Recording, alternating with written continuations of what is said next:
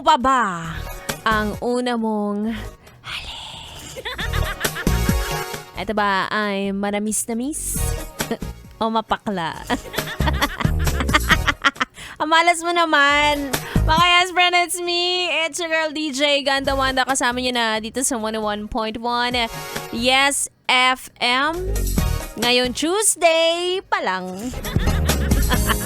Ang ganda-ganda ng kanta na yan. Ang ganda ng kanta ni TJ Monterde, no? Unang halik. Diba? O, ngayon, nag-reminisce ka na. Ay, nako. Binanggit ko lang, naalala mo na agad ang iyong first kiss. Sino ba namang hindi makakaalala sa first kiss? Dahil ito daw ang pinaka-memorable na halik. Hindi, tumatayo yung balahibo mo ha. Ano ba yung pagtayo ng balahibo mo? Pandidire o kinikilig ka ulit? Ala, asawa na siya oh. Wala lang, nakakatawa isipin no. Dahil nga, kaya siya memorable kasi iba yung feeling na ibinibigay sa'yo ng first kiss. Ako naalala ko yung tao pero hindi ko naalala kung papaano nangyari.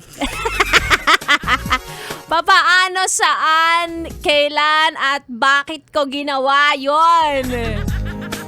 Diba? Usually yan sa mga mga high school days mo or college days, sige, kung medyo matinu-tinu ka.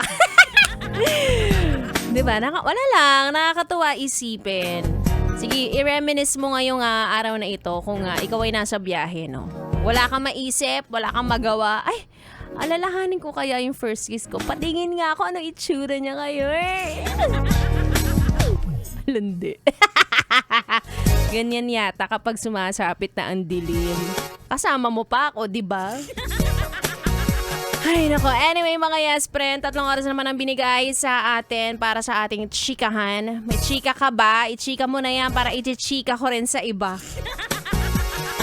And of course, ang ating tugtugan. Samahan mo na ako hanggang alas 9 ng gabi. Again, it's me, Ganda Wanda. At kayo ay nakatutok dito lang sa 101.1 Yes FM Solid.